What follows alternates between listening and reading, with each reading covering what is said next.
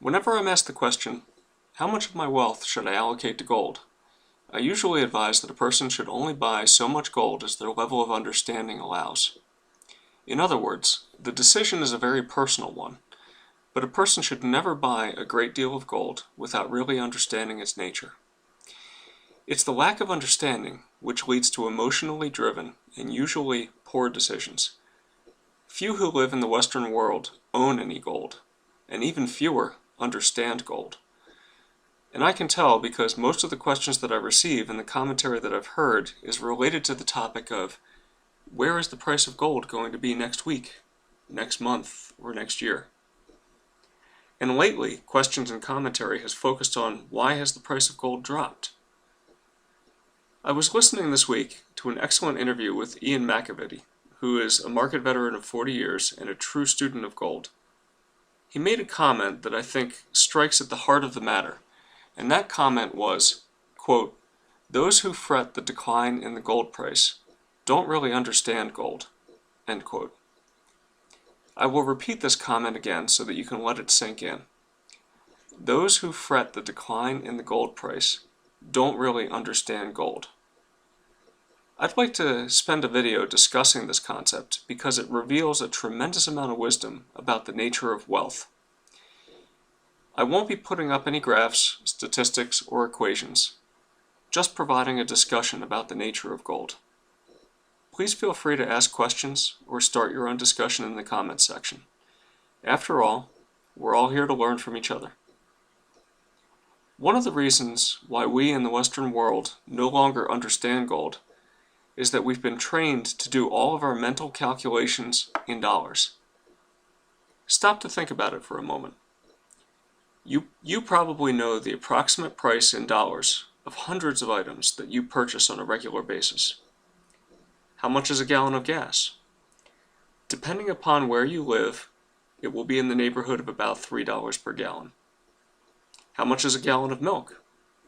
About the same, maybe a little more. How about the new tablet that you've been thinking about buying? Or the car? That price is probably burned into your memory more than the price of just about anything else. Dinner at your favorite restaurant? You know the price of that in dollars as well. How much is your labor worth per hour, per week, or per month? You probably know that number very well. And the list goes on and on. The dollar is very, very effective at providing us with a means of comparing the costs of hundreds of items, and that is one of the reasons why it is such an effective device for facilitating trade. But such convenience comes with drawbacks. The largest drawback is that in our minds, at least in the Western world, we have come to confuse the dollar itself with the tangible items that it can buy in the present. Because we know the price of things that we buy in the present in terms of dollars, we tend to measure our wealth in terms of dollars as well. As a result, we think in terms of acquiring more and more dollars. But what is the dollar that we seek to accumulate? Is it wealth? At one time it was wealth. The Coinage Act of 1792 defined the dollar as 416 grains of standard silver. Later, the Coinage Act of 1873 redefined the dollar as 25.8 grains of standard gold.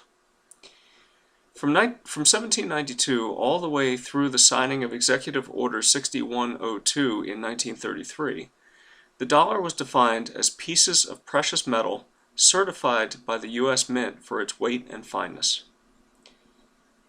Prior to 1933, the dollar was, by definition, physical wealth. Those who held all of their wealth in dollars, by definition, had 100% of their wealth in precious metals, gold and silver. Holding dollars was the safest way to accumulate wealth.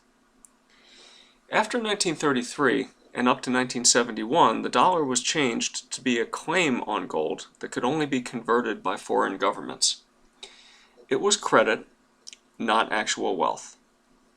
And in 1971, Nixon eliminated the right of foreign governments to convert it. So what is the dollar now? Is it wealth? At this point in time, the vast majority of dollars aren't even physical.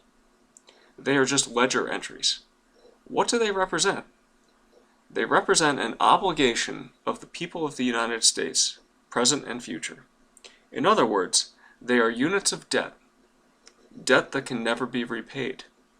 This debt, which can never be repaid, will inevitably be marked down in value. In fact, over time, it has been gradually marked down in value. All one has to do to know that this is true is to compare prices of items from a decade ago against prices of items now. This debt will continue to be marked down in the future, though the path that it takes on its way there cannot be known in advance. It may go down steadily and gradually. It may occasionally increase in value, as it has recently, and it may be written down suddenly, as happened in Weimar Germany and many other nations. It's impossible to know what the value of this debt that we call the dollar will be a year from now, let alone 10 to 20 years from now. So why do we continue to measure our wealth in terms of dollars and judge our investments based upon their ability to provide us with more of them? The reason we do so is simply because our everyday experience is in dollars. We get paid in dollars. We buy our groceries in dollars. We pay our mortgage, if you have one, in dollars. We use dollars to buy movie tickets and dinner out. And so we treat wealth accumulation and dollar accumulation as if they are the same thing. We're even taught that as we approach retirement, we should have most of our wealth in nice, safe U.S. Treasury bonds, which will pay us a reliable stream of dollars in the future. Pension funds are loaded with these Treasury bonds. But a debt instrument that is guaranteed to pay a person in other debt instruments, which can never be repaid, is certainly a strange notion of wealth. Wouldn't you agree? And yet, our brains are wired to think in dollars and measure our wealth in dollars. So when the dollar price of gold and silver that we hold goes down, there's a natural tendency to get upset. After all, our wealth has declined, right? And here lies the crux of the issue.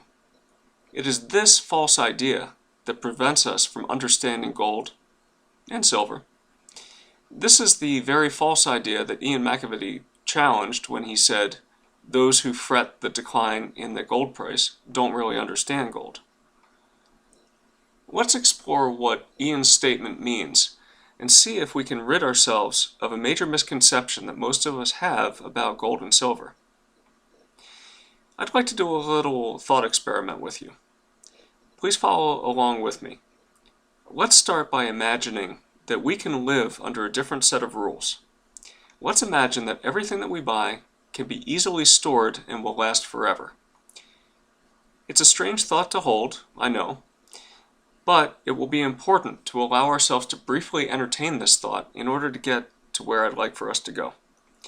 So with this thought in mind, we can imagine buying a lifetime supply of food and not having to worry about where to put it and not having to worry about it spoiling. We can buy all of our heating oil or natural gas that we need to heat our homes that will last for the rest of our lives, and it will just be there when we need it. We can buy a lifetime supply of clothing, and it will just sit in storage and never go out of style. You can extrapolate this thought to any good or service that you think you might need. Let your imagination run wild. What a great world this would be, wouldn't it? It would completely change the way that we plan for retirement. All we would need to do to plan for a successful retirement is to know ahead of time what it will be that we will need to buy, and just buy it now and store it. Once we have our stock of items, we are guaranteed that they will be there for us in the future when we need them.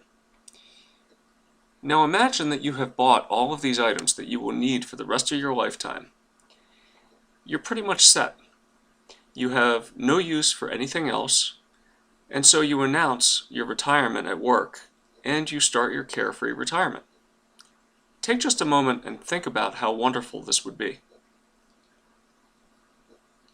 Now, keep yourself in this frame of mind, and I will ask you a question that I'd like for you to think about. If you have a ready stock of all of the items that you will need to consume in retirement, do you care about the value that another person places on those items? Suppose over the course of accumulating these items, you paid 1 million of these unpayable debt units, called dollars, and then someone comes along after you've accumulated your stock and tells you that now it would cost you 1.5 million unpayable units of debt. You would probably breathe a sigh of relief that you had accumulated the items when you did, but the change in how many dollars it would take to buy the whole lot again will not change your life in the least. What if instead a person comes along and tells you that the whole stock of your accumulated wealth will now only cost 900,000 of these unpayable units of debt? You may consider with a little bit of frustration that had you timed your purchases right, it might have cost you less. But again, it will not change your life in the least. You still have a stash of everything that you will need to live in comfort for the rest of your life. Okay, back to reality. We do not live in a world where it's possible to simply accumulate all of the items that you will need in the future and store them forever. The world simply doesn't work that way. Food spoils, clothing goes out of style, cars wear out, houses need maintenance, fuel is impossible to store in large amounts, and so we need another way to accomplish the task of providing for our future needs. Our current way of thinking in the West is that the best way to accomplish our goal of providing for our futures is to accumulate the obligations of others. We have pensions, which are funded with these obligations. Social Security is one big pile of obligations. We are taught that as we near retirement age, our 401k should be heavily invested in these obligations. But as I've stated, and I hope you agree with me, these obligations are unpayable in real terms, and they will continue to be written down in value over time. They may at some point be written down in value considerably and without warning. Obviously, accumulating the unpayable obligations of others is a risky way of accumulating the wealth that you will need in the future. But is there an alternative? Yes, there is. It's time for another mental experiment. This time, let's live in the real world, where most of the items that we will need in the future are either perishable or too bulky to store. Imagine, though, that there was an item or two that everyone valued that did not suffer from the drawbacks of spoiling or taking up too much space.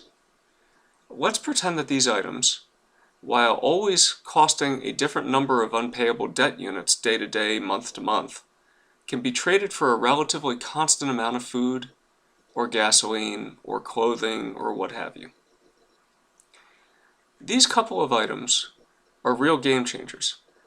Rather than attempting to hoard a lifetime supply of items for direct consumption, you can accumulate just those items that are easy to store and don't spoil, with the full knowledge that when the time comes, you'll know how many of these items you will need to trade for the items that you will need at that time.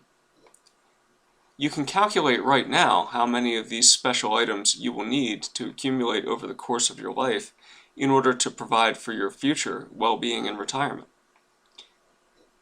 Do such items exist in the real world? No, not really. Well, we do have a few items that are very close to fitting the bill. I have shown you that over the past 150 years of available data, gold and silver have maintained their price relative to other consumption-based items. In fact, gold has actually appreciated by a couple of % per year on average in terms of the quantity of perishable items that it can be traded for. Is the relationship constant? No, but it's close enough to make gold and silver ideal for wealth accumulation. They are easy to store, they don't spoil, and if purchased at times when they aren't overvalued, can be counted on to buy you the things that you will need in the future. And so, let's suppose that you choose to use gold and or silver as your proxies for wealth.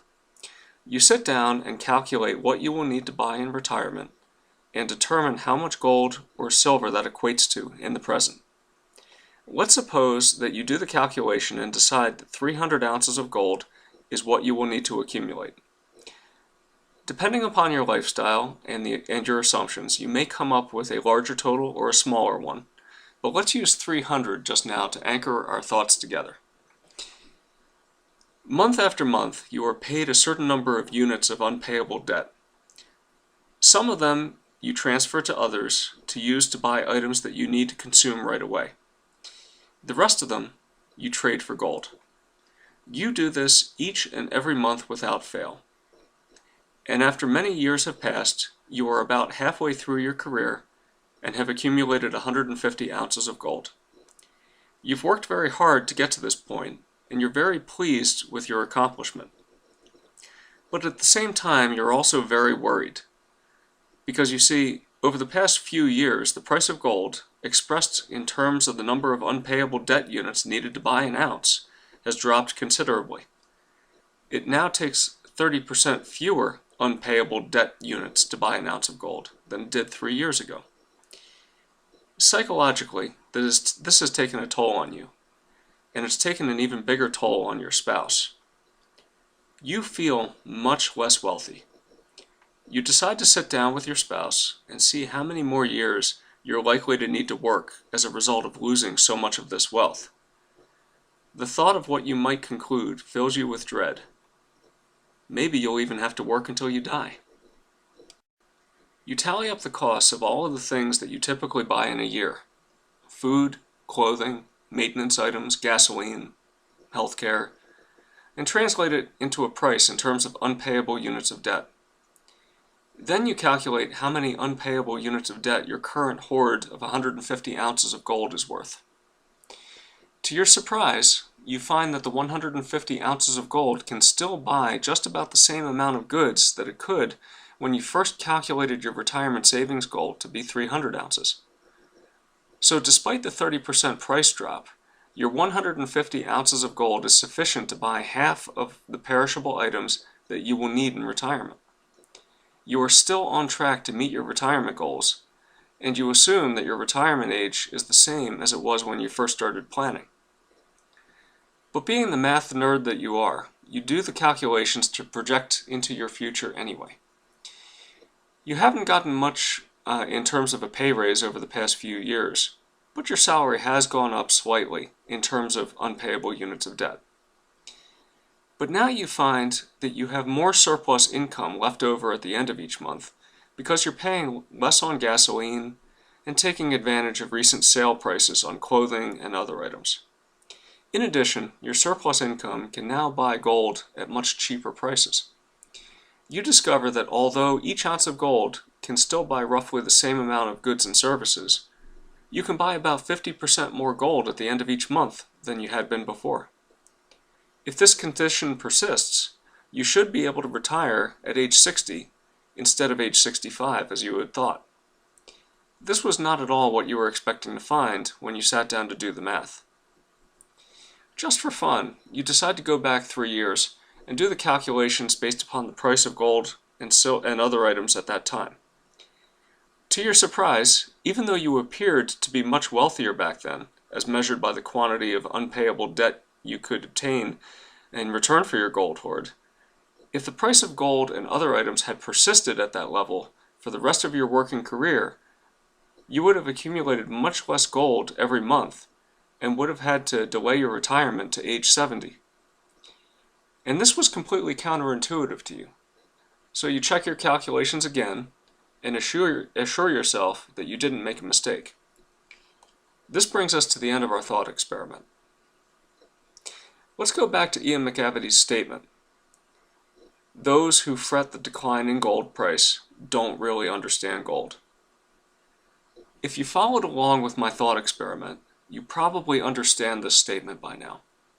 You see, gold is a compact and non-perishable form of wealth. Over long periods of time, it tends to maintain its value relative to other goods and services. In fact, we have seen in my other videos that it even tends to appreciate a little bit on average each year. When the price of gold changes in terms of the number of unpayable debt units that it can buy, it is generally because the price of everything else is changing along with it. If the price drops, It's an indication that real wealth of all forms is easier to obtain in return for your labor. If the price climbs, it's an indication that real wealth is harder to obtain. The gold that you have already purchased, regardless of the quoted price, can generally still buy what it could in the past, assuming that you didn't buy on price strength, which is generally a losing strategy. So put yourself back in the position of the person who has all of the wealth needed for retirement in the form of gold, which can be traded for consumption goods. Do you care what the quoted price is in terms of unpayable units of debt, so long as you can still buy what you need when you need it? Maybe you do, but the change in price won't hurt you. Now take a moment and put yourself in another position. Instead of accumulating gold, let's say you decided to accumulate U.S. Treasury bonds, as you are instructed to do, which are really just debt-denominated instruments that are denominated in more unpayable debt. How secure do you feel when you see the price of goods that you need to buy fluctuate by 20 to 30%, with a gradual and persistent general tendency to go up in price? How secure do you feel knowing that you are being paid a pittance for holding this debt denominated in just more unpayable debt? How secure do you feel knowing that at some point in the future, and likely so, the unpayable debt units will be written down suddenly? Those who fret the decline in the gold price don't really understand gold.